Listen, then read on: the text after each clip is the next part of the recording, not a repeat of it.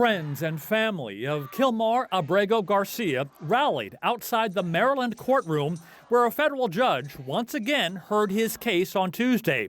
She made clear that the Trump administration was not following her previous order that it had to get Garcia back from a notorious jail in El Salvador. Enough is enough. My family can't be robbed from another day without seeing Kilmar. The Trump administration admits Garcia was sent to El Salvador by mistake, but continues to call him a terrorist and a gang member, even though they've presented no evidence. Garcia's been in the U.S. illegally for over a decade, but he was under protection from deportation because he was fleeing violence in his home country.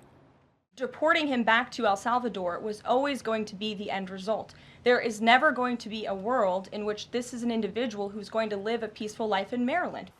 The U.S. Supreme Court muddled this case by agreeing with the Maryland judge that the administration must help with Garcia's return, but also saying that the Maryland judge needed to clarify her ruling on making that happen.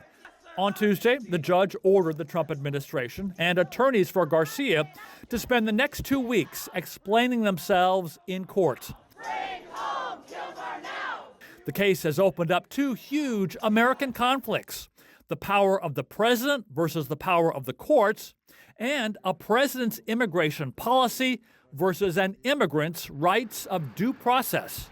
I think this could be a precedent-setting case. We certainly are seeing the administration embrace a very broad view of their power here, and they're making arguments that transcend just this case. They're making arguments concerning whether or not judges can review the executive branch, the administration, when they make these types of decisions and even when they make these types of mistakes.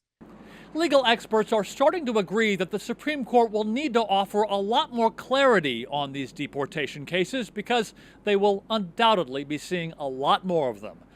Andy Roesgen, TRT World, Washington.